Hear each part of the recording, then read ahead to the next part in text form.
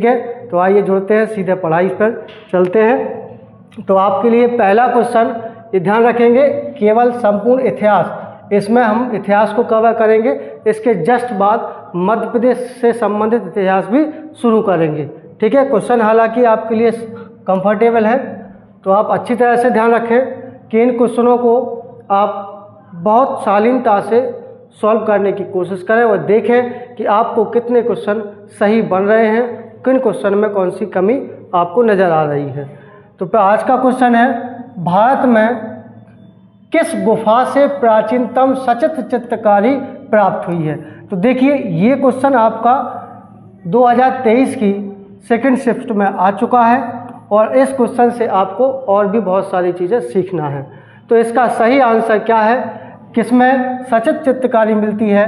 क्या वो अजंता की गुफाएं हैं, या एलोरा की गुफाएं हैं, या भीमबेटका की गुफाएं हैं, या हाथी गुम्फा की गुफाएं हैं। ठीक है, तो आपको ये चीज़ अच्छी तरह से समझ गए होंगे, आपने आंसर लगा लिया होगा और सही आंसर इसका क्या है, भीमबेटका की गुफाएं। तो साथियों, केवल आंसर देखकर ही आप संतुष्ट हो जाएं। अगर आपको इसके बारे में और जानकारी है तो आप मुझे बता सकते हैं कि भीमबेटका की गुफाएं मध्य प्रदेश के रायसेन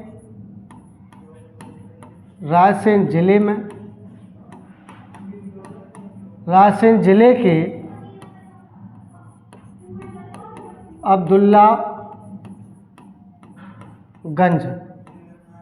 अब्दुल्लागंज में ये भीमबेटका की गुफाएं हैं।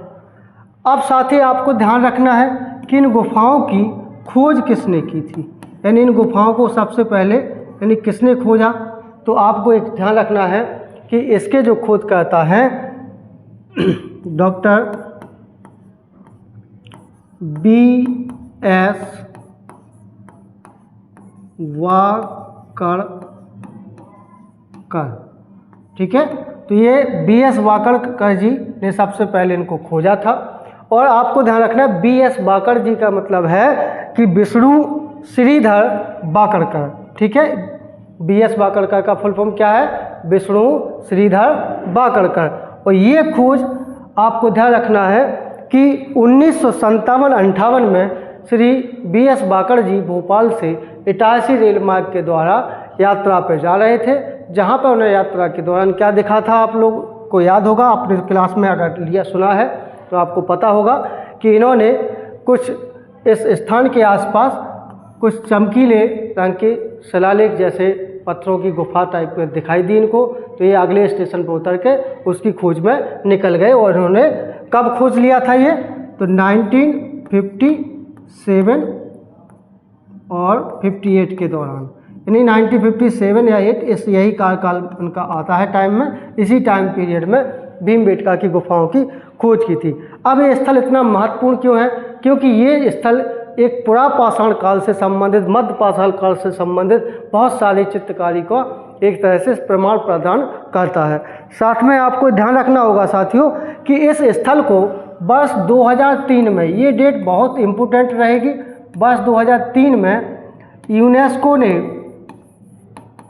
यूनेस्को ने इसको क्या घोषित किया था, विश्व विरासत स्थल घोषित किया। तो ये डेट भी आप अच्छी तरह से याद रखेंगे। मुझे उम्मीद है कि आपको इतनी जानकारी इसके साथ मिल गई है, तो आप अच्छी तरह से ऐसे क्वेश्चनों को अपने हिसाब से कंप्लीट करेंगे। ठीक है, आइए बढ़ते हैं अगले क्वेश्चन की ओर।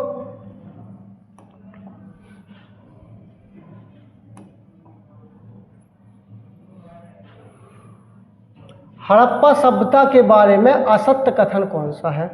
ठीक है, तो दोस्तों ये भी क्वेश्चन यानी सिंधु सभ्यता या हड़प्पा सभ्यता से क्वेश्चन एग्जाम में आया हुआ है पिछले साल, तो इसको लेकर आपको तैयारी अच्छी तरह से करना है। ठीक है, तो अपन को क्या देखना है, असत्य कथन देखना है। तो इस सभ्यता में सड़कें पूरे शहर को वर्गाकार या आयताकार खंडों में विभाजित करती थी। क्या ये बात सत्य है? शहर विस्तृत जल निकासी व्यवस्था से सुसज्जित था। क्या आपको पता है क्या ऐसा था? क्या लोगों द्वारा मांस का सेवन नहीं किया जाता था या लोगों के मुख्य आहार में गेहूं और जौ शामिल थे? तो इसमें से क्या ढूंढना है हम लोगों को? असत्य। तो आपको पता है कि ये सभ्यता के लोग मांस का सेवन करते थे। ठीक है, इसलिए ये क्वेश्चन का आंसर क्या हो जाएगा? सी। ठीक है, तो सिंधु सभ्यता के बारे में आप पहले से भी बहुत सारी चीज़ें जानते होंगे। जैसे सिंधु सभ्यता या हड़प्पा सभ्यता को 1921 में खोजा गया था। दयाराम साहनी के नेतृत्व में इसकी खुदाई शुरू हुई थी। उस समय जॉन मार्शल के नेतृत्व में एक उनके द्वारा करवाई गई थी और की थी किसने? दयाराम साहनी ने। अगर हम सिंधु सभ्यता के बारे में देखें तो इसका आकार त्रिभुजाकार होता है। आकार कैसा है? त्रिभुजाकार है। ये सभ्यता कांस्ययुगीन है। ये सभ्यता नगरीय सभ्यता है कि नहीं? तो ये बेसिक चीज़ें हम जानते हैं। अगर हम इसके क्षेत्रफल की बात करें तो क्षेत्रफल जो है वो कितना है इसका? 12,99,600 वर्ग किलोमीटर। ठीक है, तो ये भी आपको ध्यान रखना है। ठीक है, साथ ही साथ इसके बहुत सारे स्थल हैं, जैसे रोपड़ है, लोथल है, सूतकांगेडोर है, आलमगीरपुर है, हिंडन है। ठीक है, अगर हम इनके बारे में और भी एक्सप्लेन करने की कोशिश करें तो हमें पता है कि सिंधु सभ्यता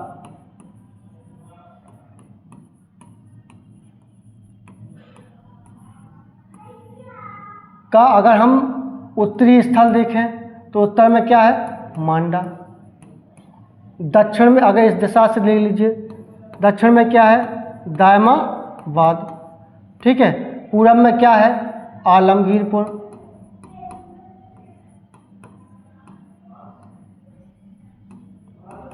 और पश्चिम में क्या था? सूतकांगेडोर।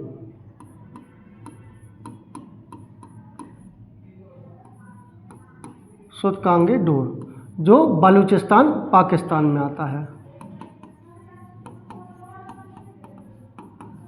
बलूचिस्तान के पाकिस्तान में आता है। तो ये चीज़ हम लोग ध्यान रखेंगे। ठीक है, और हमको पता है इसकी लंबाई 1600 किलोमीटर है। चौड़ाई अगर देखें तो 1400 किलोमीटर है। ठीक है, बहुत सारी चीज़ें आपने पढ़ी होंगी, लेकिन हम क्वेश्चनों को ज़्यादा टाइम ना लेते हुए आपको सीरीज बहुत सारे क्वेश्चन आपको पहुंचाना है। एग्ज़ाम चालू हो गए हैं तो अब इतना वक्त नहीं है कि आपको हर चीज़ एक्सप्लेन करते जाएं। बाकी अगर कोई प्रॉब्लम है तो आप हमारे पास आकर डिस्कस कर सकते हैं। हड़प्पा सभ्यता के किस नगर को सिंध का बाग कहा जाता है? देखो, मैंने आपको पहले बताया कि इस सीरीज में पहला क्वेश्चन हमने क्या लिया है? प्रीवियस ईयर, यानी PYQ के साथ देखो विगत वर्षों के क्वेश्चन है और संभावित जो एक्सपेक्टेड क्वेश्चन है वो हमने आपको लिए बना के रखे हैं। तो हड़प्पा सभ्यता के किस नगर को सिंध का बाग कहा जाता है? ठीक है, तो आपको ध्यान रखना है किसको कहा जाता है। क्या मोहनजोदड़ो को, कालीबंगा को, लोथल को या राखीगढ़ को? तो फटाक से अपन आंसर लगा देंगे क्या? मोहनजोदड़ो को सिंध का बाग कहा जाता है, या इसे सिंध का नखलिस्तान भी कहा जाता है। ये भी आप ध्यान रखेंगे। ओके, चलिए बढ़ते हैं। विदिशा का सबसे पहला उल्लेख, यानी विदिशा का जो उल्लेख है सबसे पहला उल्लेख कहाँ मिलता है? क्या वो ऋग्वेद में मिलता है, या उपनिषदों में मिलता है, या वाल्मीकि की रामायण में मिलता है, या महाभारत में मिलता है? तो ये क्वेश्चन MP पुलिस में पहले पूछ लिया गया है, जिसका सही आंसर क्या है कि वाल्मीकि रामायण में विदिशा का उल्लेख मिलता है। ठीक है, अब वाल्मीकि रामायण में विदिशा को क्या नाम दिया गया है? यानी उस समय इसका पुराना नाम क्या है? बेसनगर। क्या नाम है? बेसनगर। अगर कभी एग्जाम में ये पूछ लिया जाए कि बौद्ध साहित्य में इसका नाम क्या है, ठीक है, तो बौद्ध साहित्य, क्योंकि बच्चों जो क्वेश्चन पूछे गए हैं उसके अकॉर्डिंग ही क्वेश्चन आपके एग्जाम के लिए आ जाते हैं। तो बौद्ध साहित्य में इसको क्या कहते हैं? तो नाम वही है, बस थोड़ा सा बेसनगर कह देते हैं। ठीक है, ये शब्द दिया गया है उसमें। ठीक है, तो आप अच्छी तरह से तैयार होंगे और तैयारी कर रहे होंगे। मुझे उम्मीद है कि आप बहुत सारी चीज़ें सीखते होंगे। और आपको पता होगा कि विदिशा में उसका हेलियोडोरस का एक गरुड़ स्तंभ भी है ना? तो वो भी आप इस प्रकार से उसके साथ तैयार करेंगे। ऋग्वेद में अनाज के लिए किन शब्दों का प्रयोग किया गया है? तो हमें पता है वेद हम जानते ही हैं, ठीक है। वेदों की संख्या कितनी है? 4 है। बहुत बढ़िया, चारों वेद आपको पता होगा, ऋग्वेद, यजुर्वेद, सामवेद, अथर्ववेद, चारों वेद है। तो ऋग्वेद को हम एक्सप्लेन, वेदों को तो आप अच्छी तरह से जानते ही हैं, हालांकि हम बात कर रहे थे कि उपवेदों की, ठीक है, इनके ब्राह्मण ग्रंथों की है। इन्हीं के साथ साथ आप उपनिषद भी जानते हैं, ठीक है। उपनिषदों को हम क्या कहते हैं? देखो एक चीज़ और ध्यान रखना एग्जाम में, वेदांग और वेदांत, ठीक है। वेदांग और वेदांत, इन दोनों में अंतर क्या है? ठीक है, हम लोग आगे बढ़ेंगे। वेदांगों की संख्या 6 है, लेकिन अगर ये चीज़ ध्यान रखेंगे, वेदांत क्या है? तो वेदों का अंतिम भाग होता है, इसलिए वेदांत को हम उपनिषद कहते हैं, ठीक है। उपनिषद को ही हम वेदांत कहते हैं, और जिनकी संख्या कितनी है? 108, ठीक है। इस प्रकार से, और जो ऋग्वेद में है, ऋग्वेद में देखो किसके लिए पूछा गया? अनाज के लिए शब्द पूछा गया, तो गोधूम और व्रही, हमने हिंदी में भी सब जानते होंगे, ठीक है। चलो अच्छा है, आगे बढ़ते हैं। उत्तर वैदिक काल की गुरुकुल शिक्षा में कौन सा विषय शामिल नहीं था? ये question MP police constable exam में आ चुका है। तो उत्तर वैदिक काल की गुरुकुल शिक्षा में क्या शामिल नहीं था? क्या वो सैन्य विज्ञान शामिल नहीं था, या खगोल विज्ञान शामिल नहीं था, या नैतिकता शामिल नहीं थी, या समाजशास्त्र शामिल नहीं था? तो जल्दी से इस प्रकार के क्वेश्चन जो अगर आपने PYQ लगाए हैं तो इसका आंसर आपको पता होगा कि इसका आंसर क्या है? समाजशास्त्र। यानी गुरुकुल शिक्षा में समाजशास्त्र की शिक्षा नहीं दी जाती थी। आपको पता है कि पहले वेदों का वाचन या गुरुकुल में बच्चों को तो क्या सिखाया जाता था? तो युद्ध कलाएं सिखाई जाती थी, खगोल के बारे में बताया जाता था, नैतिकता सिखाई जाती थी, और ये सारी चीज़ें कैसी होती थी?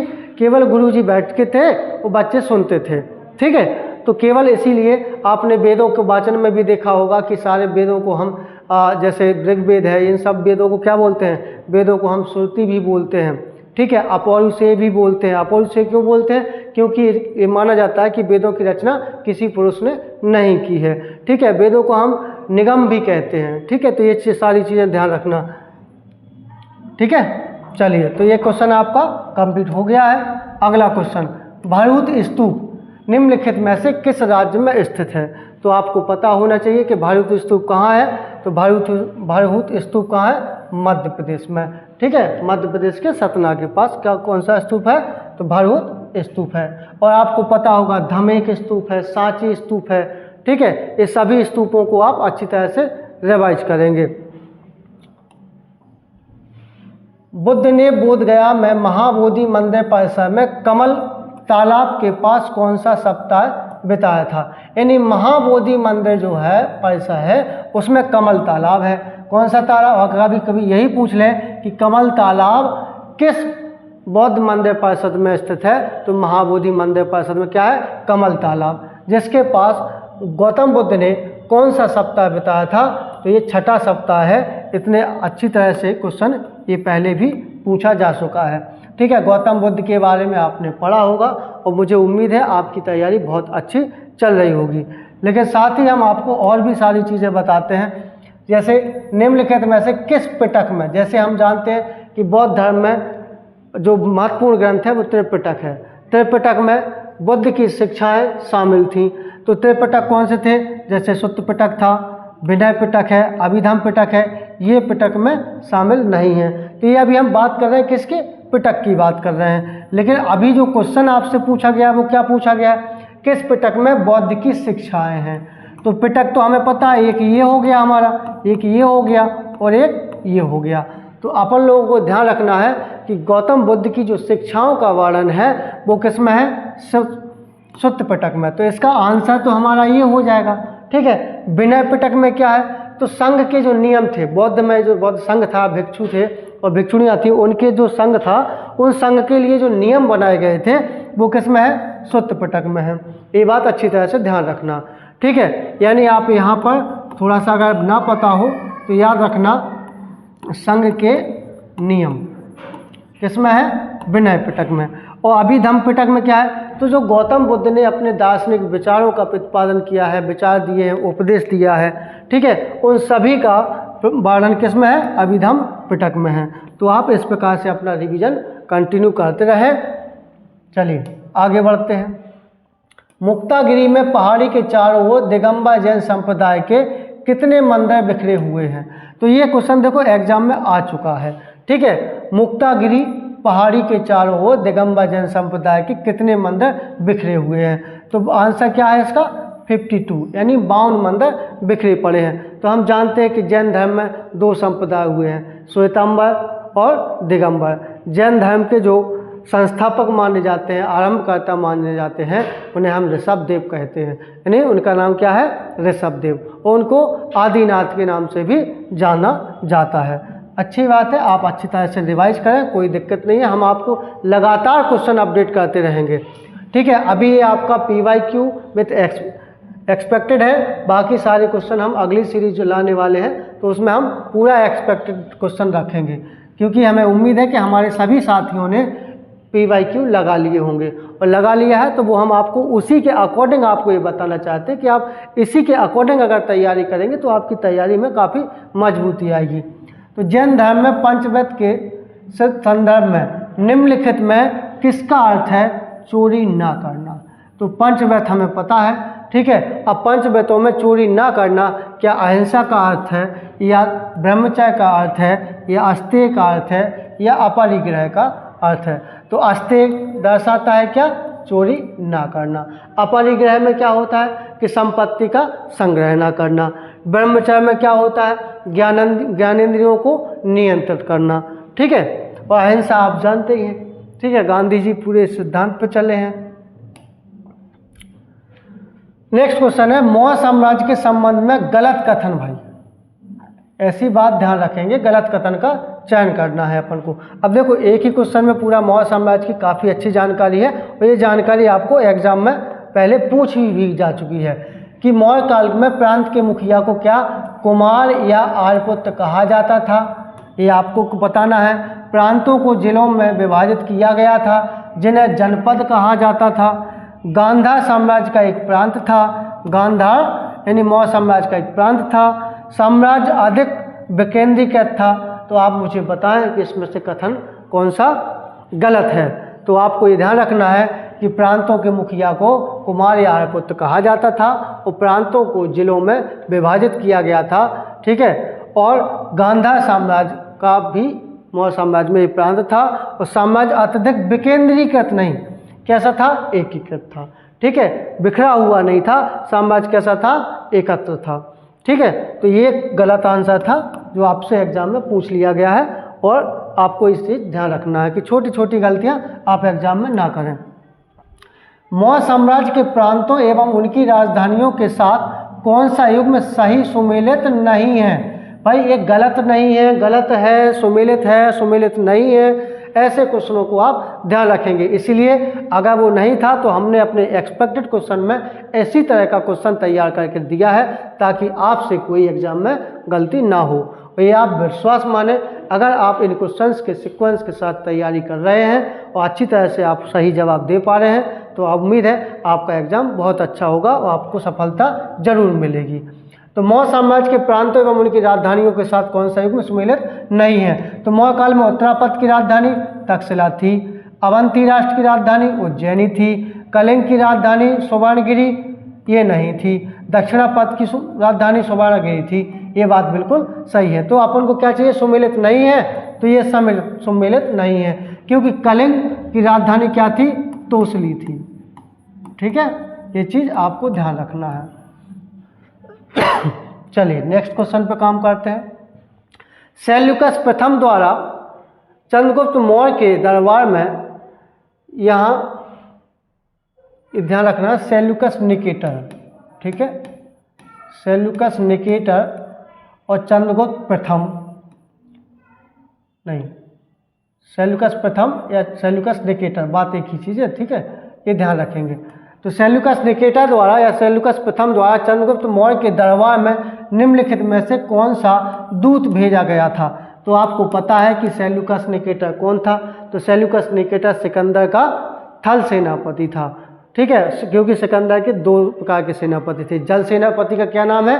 निर्याकस, और थल सेनापति का क्या नाम है? Seleucus Nicator. अब सेल्यूकस निकेटर के साथ चंद्रगुप्त मौर्य का युद्ध हुआ, जिस युद्ध में सेल्यूकस निकेटर हार गया, और हार के उपलक्ष्य में उसने अपनी बेटी की शादी के बारे में भी प्रस्ताव रख दिया। ठीक है, और शादी के बाद उसकी पुत्री का नाम क्या था? कालेनिया। ठीक है, तो कालेनिया की सब शादी चंद्रगुप्त मौर्य के साथ हो जाती है। तो उसके साथ ही चंद्रगुप्त मौर्य के साथ में सेल्यूकस निकेटर अपना एक राजदूत भेजता है, जिसका नाम क्या था? ये क्वेश्चन आपसे पूछा गया है। क्या वो अल्बरूनी है, फायान है, मेगास्थनीज है, या डायमेकस है? तो आप सबको पता है कि चंद्रगुप्त मौर्य के दरबार में कौन था? मेगास्थनीज था, जिसने कौन सी पुस्तिका लिखी थी? इंडिका पुस्तिका लिखी। इस पुस्तिका में क्या क्या बताया गया है? तो पूरे मौर्य साम्राज्य की जानकारी दी गई है। और इसमें इसने ये भी कहा है कि यहाँ जो भारत में चींटियाँ सोने का संग्रह करती हैं। ठीक है, यहाँ के पक्षी मानव से बात करते हैं, इंसानों की तरह बात भी करते हैं। तो बहुत सारी चीज़ों का वर्णन इसमें दिया गया है। तो ठीक है, चलिए आगे बढ़ते हैं। हर्यक वंश के शासक अजातशत्रु ने सिंहासन पाने के लिए अपने पिता की हत्या की। तो ये ध्यान रखना है कि अजातशत्रु किस वंश का था? हर्यक वंश का। तो ये आपको मैंने पहले भी पढ़ाया है कि पूरा ये हर्यक वंश को ही हम पित्तहंता वंश कहते हैं, क्योंकि इसमें जितने भी शासक हुए हैं उन्होंने सब गद्दी पाने के लिए अपने पिता की हत्या की है। जैसे अजातशत्रु ने अपने पिता की हत्या की है, अजातशत्रु के बेटे ने अजातशत्रु की हत्या की है। ठीक है, तो इस वंश को हम पित्तहंता वंश भी कहते हैं। ठीक है, ये भी चीज़ ध्यान रखेंगे आप लोग। दूसरी बात, क्वेश्चन पे बात कर लेते हैं। अजातशत्रु ने सिंहासन पाने के लिए अपने पिता की हत्या की थी। वो उनका पिता का नाम क्या है ये आपको बताना है। क्या वो बिंदुसार है, कुमारगुप्त है, उदयन है, बिंबिसार है? तो ये ध्यान रखना, इन दोनों में कन्फ्यूज हो जाते हैं। तो आपको हर्यक वंश का संस्थापक ही बिंबिसार था। ठीक है, तो बिंबिसार इसका सही आंसर है और ये एग्जाम में पूछ लिया गया है। ठीक है, अब आपको ध्यान रखना अजातशत्रु का पुत्र कौन था? तो आपको पता होगा उदयन था। ठीक है, तो आप इस प्रकार से रिवीजन करते रहें। नेक्स्ट क्वेश्चन की बात कर लेते हैं। किस प्रसिद्ध शासक को द्वितीय अशोक के नाम से जाना जाता है? कई बार एग्जामों में बहुत सारे एग्जामों में पूछा गया है। तो आपको भी ऐसे सब देखो, क्वेश्चन होता है, इसका कोई बंधन नहीं होता है कि किसी एग्जाम में पूछा जाएगा कि इसमें पूछा ही नहीं जाएगा। तो आप तैयारी मतलब आप अच्छी तरह से सारी तैयारी करके रखें। तो किस प्रसिद्ध शासक को द्वितीय अशोक के नाम से जाना जाता है? तो वो कौन सा शासक था? क्या मिलिंद था, चंद्रगुप्त द्वितीय था, या रुद्रदामन प्रथम था? तो इसका सही आंसर कौन है? कनिष्क। कनिष्क को द्वितीय अशोक के नाम से जाना जाता है। आपको पता है कि कनिष्क किस वंश का शासक है? तो कनिष्क किस वंश का शासक था भाई? कनिष्क था कुषाण वंश का शासक। किस वंश का शासक था? कुषाण वंश का शासक था। लेकिन संस्थापक कौन था? तो आपको ध्यान रखना होगा कुजुल काडफिसस। इसका संस्थापक कौन था? कुषाण का संस्थापक है ये। लेकिन भारत में एक संस्थापक, भारत में बिम काडफिसस का नाम आता है। ठीक है, तो बिम काडफिसस वो भारत में संस्थापक है। तो ये चीज़ अच्छी तरह से ध्यान रखेंगे। आपको पता होगा कनिष्क, ठीक है, जिसके शासनकाल में सब संबंध भी इसी ने चलाया था। ठीक है, गांधार कला और मथुरा कला का विकास भी इसी में हुआ था। तो बहुत सारे काम इसके नाम याद रखना है, आपको पढ़ना है। नेक्स्ट क्वेश्चन जो पूछा जा चुका है कांस्टेबल एग्जाम में, चीनी यात्री हेनसांग 630 ईस्वी में किसके दरबार में आते? तो हम सबको पता होना चाहिए कि हेनसांग हमारा चीनी यात्री था, तो 630 में किसके दरबार में आया था?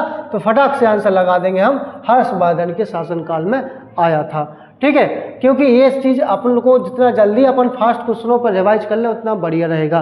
ठीक है, तो हेनसांग किसके शासनकाल में आया? हर्षवर्धन के। और एक चीज़ ध्यान रखना, हेनसांग से इसको फायदा भी बहुत हुआ, क्योंकि हर्षवर्धन का चीन के जो सम्राट थे जिनका नाम था थांग, तो उसके साथ भी इनके राजनीतिक संबंध अच्छे हुए थे। ठीक है, हेनसांग आप जानते हो जिसकी एक ग्रंथ भी है कि नहीं? क्या नाम है उस ग्रंथ का? सीयू की। ठीक है, तो ये सारी चीज़ें आपने पढ़ी होंगी, तो अच्छी बात है। ठीक है, तो हेनसांग किसके दरबार में आया था? हर्षवर्धन के। ठीक है, हर्षवर्धन के बारे में बहुत कुछ है आपको। अच्छा, नेक्स्ट क्वेश्चन भी हर्षवर्धन के नेक्स्ट पूछ लिया है, हर्षवर्धन के शासनकाल की अवधि क्या थी? ठीक है, तो आप लोगों ने पहले ही समझ लिया है, क्या वो 545 से 570 थी, 647 से 700 थी, 606 से 647 थी, 570 से 610 थी, तो 630 में तो वही आया था, तो निश्चित है कि यही शासनकाल है। ठीक है, तो ये चीज़ अपन लोग अच्छी तरह से ध्यान रखेंगे। ठीक है, क्योंकि इनके जो राज्यवर्धन थे उनकी मृत्यु के बाद हर्षवर्धन कम ही आयु में शासक बन गया था। ठीक है, तो ये चीज़ अच्छी तरह से आप ध्यान रखेंगे, पढ़ा होगा आपने। दिल्ली सबसे पहले किसके अधीन एक साम्राज्य की राजधानी बनी? तो दिल्ली सबसे पहले किस साम्राज्य के अधीन राजधानी बनी थी? तो आपको पता है, क्या वो चौहान वंश थे, अलाउद्दीन खिलजी, गयासुद्दीन बलबन, तो वो साम्राज्य कौन था? तोमर। तो तोमर राजपूत थे, उन्होंने दिल्ली को सबसे पहले क्या बनाया था? राजधानी बनाया था। ठीक है, तो उम्मीद है आपको समझ में आ रहा होगा और एग्जाम एनालाइज आप कर रहे होंगे और पढ़ रहे होंगे। तो मैं अभी इतिहास लाया हूँ, फिर मध्य प्रदेश इतिहास भी लाऊंगा, बहुत सारी छोटी छोटी चीज़ें लाता जाऊंगा जो आपके लिए बहुत इंपॉर्टेंट होंगी। ठीक है, किस शासक ने नालंदा विश्वविद्यालय की स्थापना की? देखो ये एग्जाम में आ चुका है। ठीक है, अब हम जानेंगे कि नालंदा विश्वविद्यालय की स्थापना किसने की है। तो आप सबको पता है कि कुमारगुप्त प्रथम ने नालंदा विश्वविद्यालय की स्थापना की थी। ठीक है, इसी प्रकार एक और फेमस विश्वविद्यालय है जो तक्षशिला है। ठीक है, तो उसके बारे में भी हम लोग जानेंगे। तो उसी आधार पर क्वेश्चन नेक्स्ट हमने रखा भी हुआ है कि किस विश्वविद्यालय की स्थापना पाल शासकों ने की थी। ये क्वेश्चन थोड़ा सा अलग है कि क्या पूछा गया कि उसमें नालंदा, विक्रमशिला, तक्षशिला, वल्लभी, इनमें से किस शासक ने, कौन से वंश के शासक जो थे जिन्होंने विश्वविद्यालय की स्थापना की, वो शासक कौन थे? पाल शासकों ने। तो पाल शासकों ने कौन से विश्वविद्यालय की स्थापना की? तो वो कौन सा था? विक्रमशिला, है ना। नालंदा की कुमारगुप्त ने और विक्रमशिला की किसने की थी? तो आपको पता होगा पाल वंश के शासक कौन थे? धर्मपाल। ठीक है, पाल वंश के धर्मपाल नामक शासक ने विक्रमशिला विश्वविद्यालय की स्थापना की थी। और पाल वंश के संस्थापक आपको पता है जिनका नाम क्या है? गोपाल। चलिए, किसके आक्रमणों ने गुप्त साम्राज्य का पतन किया? यानी गुप्त साम्राज्य का पतन किन आक्रमणों के या किसके द्वारा लगातार आक्रमणों के करने से गुप्त साम्राज्य का पतन हो गया है? तो हम सबको पता है और ये पिछली बार एग्जाम में पूछ लिया गया है और राइट आंसर क्या है? हूणों के आक्रमण से गुप्त साम्राज्य का पतन हो गया था।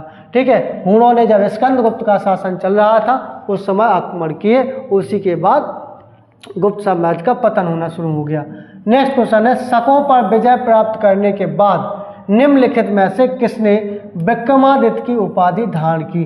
तो ये विक्रमादित्य शब्द तो एमपी के एग्जाम के लिए बहुत फेमस है, हर बार पूछा ही जाता रहता है। ठीक है, तो विक्रमादित्य की उपाधि किसने धारण की थी? चंद्रगुप्त द्वितीय ने की थी। ठीक है, ये चीज़ आप ध्यान रखेंगे। ठीक है, इसको विक्रमादित्य को बोलते हैं कौशल का ईश्वर या कौशल का प्रतिनिधि। इसका विक्रमादित्य का अर्थ निकलता है, एग्जाम में कई बार पूछा भी जा चुका है। तो आप हमारी बातों को ध्यान से सुनना है और आपको अच्छी लगता है तो आप उस तरीके से तैयारी भी करना है। महाबलीपुरम के स्मारक, ठीक है, ये आपको अच्छी तरह से ध्यान रखना है। किस राज्य में है? तो महाबलीपुरम के स्मारक कहाँ पर है? तमिलनाडु में। कंफ्यूज नहीं होना कर्नाटक उड़ीसा में। महाबलीपुरम के स्मारक कहाँ पर है? तमिलनाडु में। ये एग्जाम में पूछा जा चुका है। खजुराहो में कंदरिया महादेव मंदिर निम्नलिखित में से किस राजवंश के समय बनाया गया था? तो आपको याद होंगे खजुराहो में ज़्यादातर मंदिरों का निर्माण किन शासकों ने करवाया है? तो चंदेल वंश के राजाओं ने करवाया है। और कंदरिया महादेव मंदिर का निर्माण किसने करवाया था? शासक कौन थे? तो विद्याधर। ठीक है, विद्याधर ने ये कंदरिया महादेव का मंदिर का निर्माण करवाया है। ठीक है, चलिए आगे बढ़ते हैं। मध्य प्रदेश में 11वीं शताब्दी की भोजशाला की संरचना का निर्माण किस राजवंश के संरक्षण में किया गया? यानी 11वीं शताब्दी की जो भोजशाला है या भोजशाला की संरचना का निर्माण किसने करवाया है? तो ये चीज़ आपको ध्यान रखना है, परमार वंश में। ठीक है, जिसके एक महान शासक हुए हैं राजा भोज। ठीक है, तो वो भी आपको ध्यान रखना, उन्हीं के उसमें निर्माण करवाया गया था। शिव को समर्पित कंदरिया महादेव मंदिर जिसका निर्माण 909 ईस्वी में चंदेल वंश द्वारा किया गया था, जिसकी वास्तुकला की निम्नलिखित में से किस शैली का एक उदाहरण है। यह मंदिर जो है, अब देखो इसमें चंदेल वंश भी बता दिया, इसमें भी बता दिया। अब इसमें पूछा क्या गया है, पूछना ये चाहते हैं कि किस शैली का ये मंदिर है। यानी मंदिर निर्माण की 3-4 शैली हैं जो कि आपको पता होना चाहिए। नंबर 1 आपको पता है कि उत्तर भारत में जो विकसित हुई है वो कौन सी है, नागर शैली। ठीक है, उत्तर भारत में ये जो नागर शैली कहाँ है, उत्तर भारत में नागर शैली है। ठीक है, द्रविड़ शैली कहाँ है, तो दक्षिण भारत में थी। ठीक है, और इन दोनों का नागर और द्रविड़ शैली का जो मिश्रण है, यानी हम इसका मिश्रण बोलेंगे तो उसका नाम क्या निकल के आता है, बेसर शैली।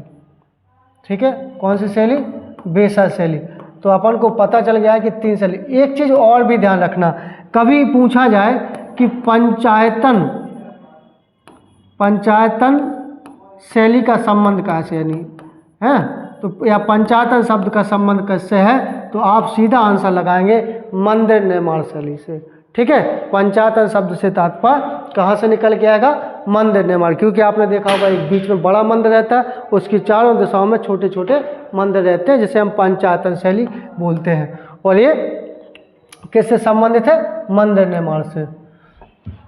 चोल काल के मंदिरों के संबंध में कौन सा कथन असत्य है, यानी इसके साथ इसमें फायदा भी है कि 3 आपको कथन सत्य भी मिलते हैं। तो आपको पहले ये ढूंढना है कि सत्य कौन सा है। अधिकांश चोल मंदिर द्रविड़ शैली में बनाए गए थे। मंदिर सामाजिक गतिविधियों का केंद्र थे। मंदिरों में विशाल विमान या मीनारें थीं। गोपुरम मंदिर का एक प्रांगण था। अब क्या पूछा गया, गलत है।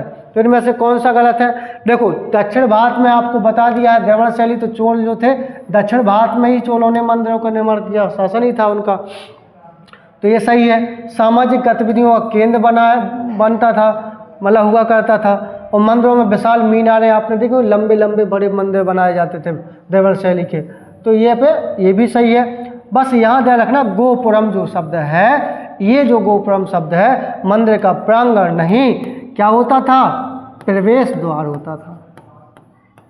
मंदिरों के प्रवेश द्वार को गोपुरम कहा जाता था, ना कि प्रांगण। ठीक है, चलिए अच्छी बात है।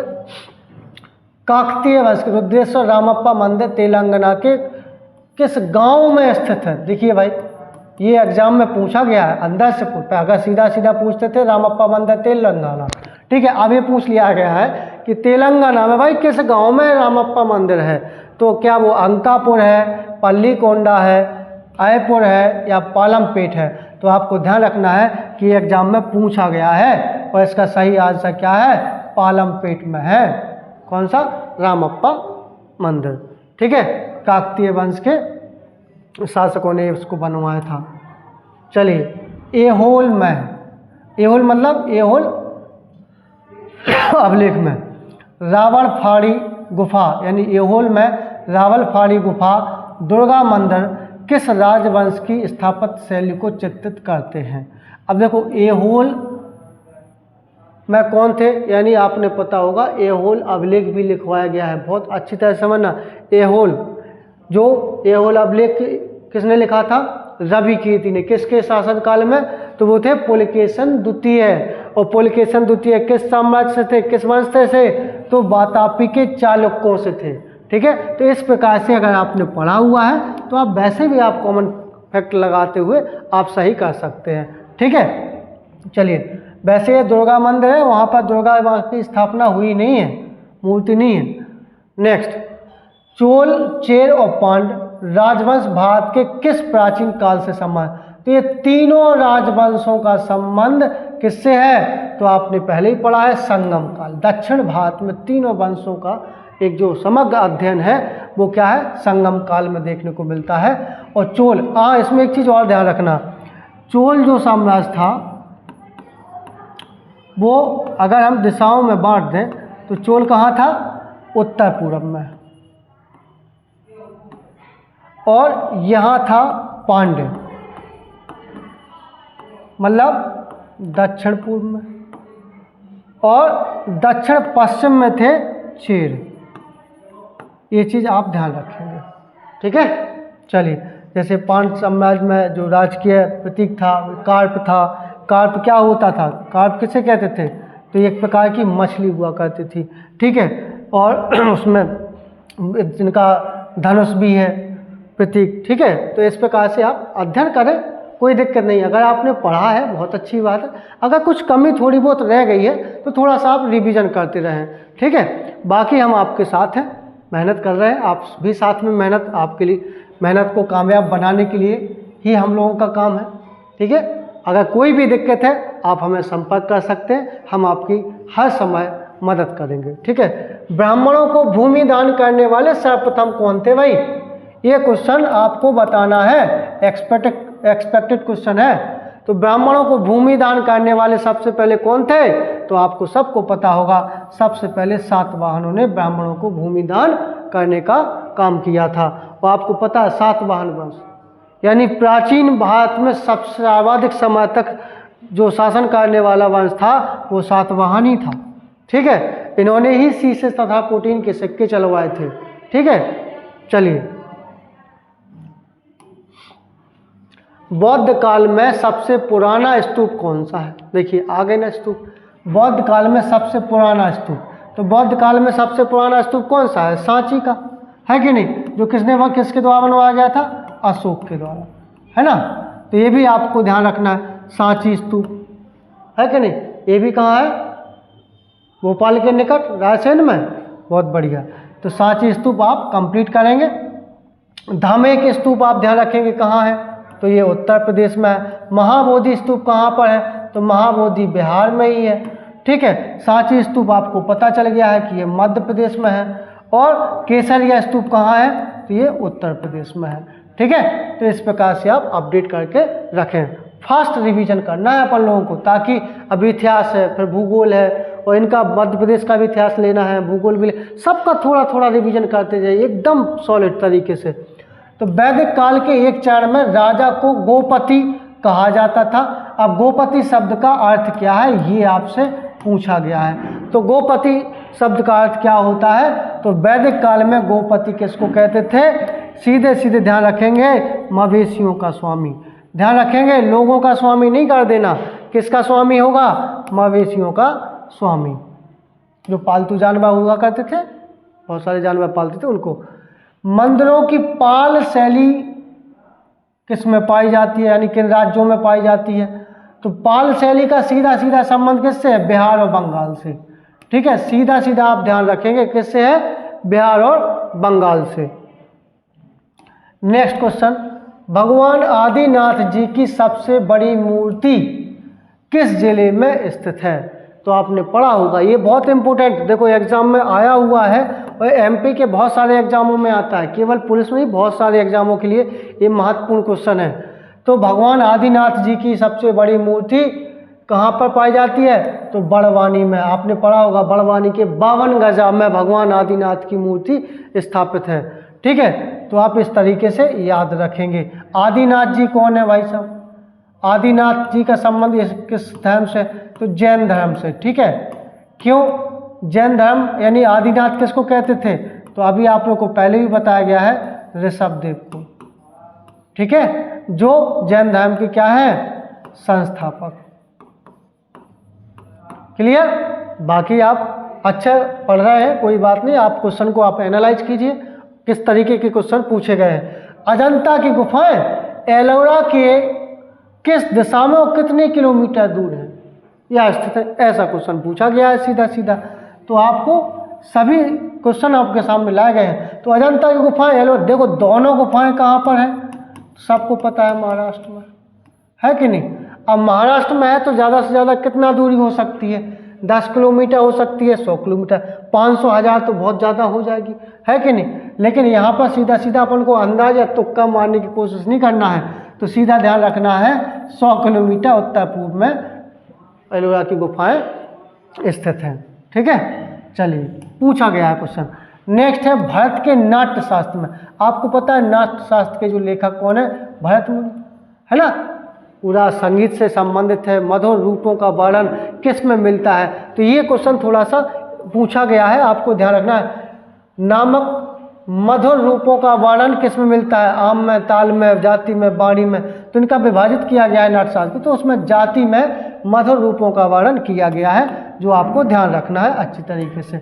नेक्स्ट क्वेश्चन है, होमो इरेक्टस का एक कपाल, यानी होमो इरेक्टस क्या है? एक मानव का विकास क्रम में नाम है। होमो इरेक्टस का एक कपाल निम्न में से किस स्थल से प्राप्त हुआ है? तो आपको पता है, यहाँ ही नहीं केवल भारत, क्या दुनिया विश्व में सबसे पहले नर्मदा घाटी में के हथनौरा में मानव इरेक्टस, जैसे नर्मदा मानव भी नाम दिया गया है, ठीक है। तो नर्मदा घाटी के हथनौरा में होमो इरेक्टस का एक कपाल यानी खोपड़ी जैसे अवशेष प्राप्त हुए थे। मुझे उम्मीद है सारे क्वेश्चन आपको समझ में आए होंगे, ठीक है। तो निश्चित ही आपको वर्दी मिलेगी, अगर आपका सपना है। ये सभी भाई वर्दी प्राप्त कर चुके हैं, आपका नंबर है, तो आप भी खूब सारी मेहनत कीजिए और अपनी तैयारी को मजबूत कीजिए। एग्ज़ाम जिसका जितने जल्दी है आप उतने हड़बड़ाइए मत। आपको पता होगा, देखो अपनी कमियां अपन को पता रहता है कि अपन किस क्षेत्र में, किस विषय के, किस टॉपिक में हमारी वीकनेस है, और हम एनालाइज पा ही रहे हैं अभी हाल में, कैसे कैसे क्वेश्चन प्राप्त हो रहे हैं, कैसे कैसे देखने को मिल रहे हैं। तो आप बिल्कुल परेशान मत होइए, आपको दुनिया से मतलब नहीं है, आपको अपनी पावर्स को पकड़ना है। एग्ज़ाम टाइम्स अगर सेल्फ पावर मजबूत है तो कॉन्फिडेंस बना रहता है, एग्ज़ाम में गलतियां होने के चांसेस भी बहुत कम हो जाते हैं।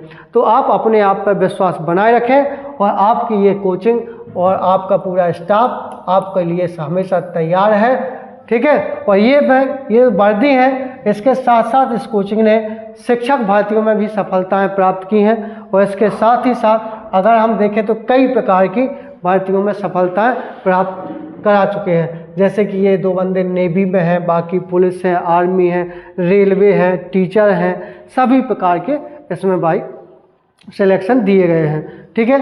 तो विश्वास के साथ आप धैर्य बना के पढ़िए और कॉन्फिडेंस के साथ पढ़िए, आपको सफलता निश्चित मिलेगी। जय हिंद दोस्तों, जय भारत। मिलते हैं अगले नेक्स्ट वीडियो में, जो टॉपिक होगा हमारा मध्य प्रदेश इतिहास से संबंधित। बहुत महत्वपूर्ण क्वेश्चन है, हम जल्दी आपके लिए पेश करेंगे। ओके, जय हिंद, जय भारत, नमस्कार।